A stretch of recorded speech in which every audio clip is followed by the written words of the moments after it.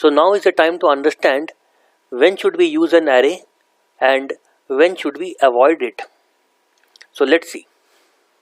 So we should be using an array in all those cases where we need to store multiple similar type of data. So there are two important words here. One is multiple and another is simple. The importance of multiple is that if you want to store only, let's say, 1 or 2 or 3 data or very few data, we can do it via variables as well.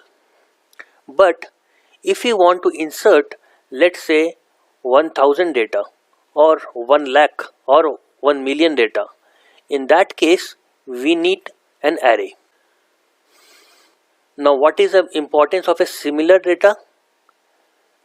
So if you remember from the definition of an array can store only a similar data type. That is, an integer can only store integer number. It cannot store a float or a character. Hence, when we want to store multiple similar numbers like 1 million integer or 1 million float, in that case we should always be using an array. Now, apart from this, is there any other condition where we can use an array? Of course, yes. And the answer is when we want to do a random access of any given data cells. Now what do we mean by that? Now let's say this is our array and we want to randomly access the second cell over here or the fourth cell over here. Now in those kind of cases, array is exceptionally good because accessing any random cell takes order one time. However, as we will see later, that there is a concept called linked list, which is better than array in some of the cases, but the biggest drawback of linked list is that we cannot access any random cell. That is, in case of linked list, if we want to access the third node over here, we have to start from first, then second and then third. So in that case, the complexity will always be order of n, where n is the size of the linked list. So as you can see that a simple operation like randomly accessing any cell number in case of array can give us a constant time operation. But in case of linked list, which we will talk later, will take us order n time complexity.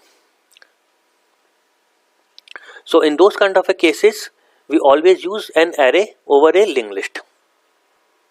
Now does that mean that array is the boss and we should always be using an array instead of either a linked list or a variable? Of course not.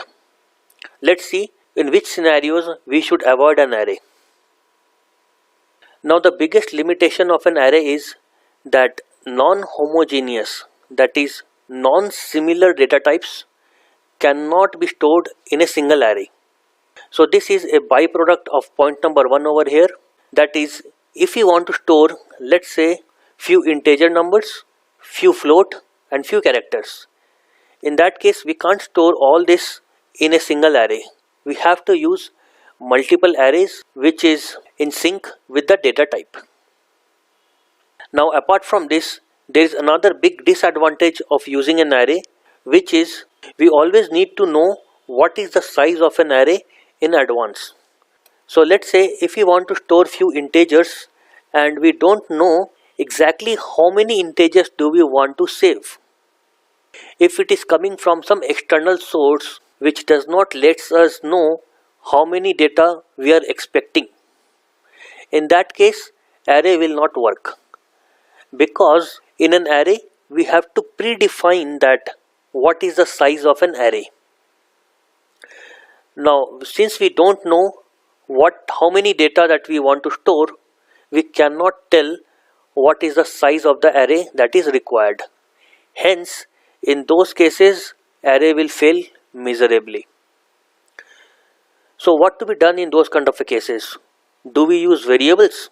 Probably yes, but the problem with variable is if we want to store, let's say, 1 million numbers, then are we going to create 1 million variables? Of course not.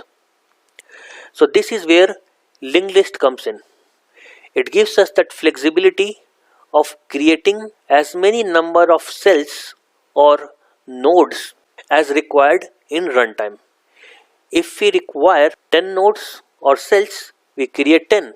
If we require 1 lakh cells, we can create 1 lakh. All of this can be done in runtime. Now what is a linked list and how it works? We will talk about all of that in great details in the later videos. So that is all for this video. In the next video, let's talk about what are the practical uses of an array. Thanks for your time. See you in the next video.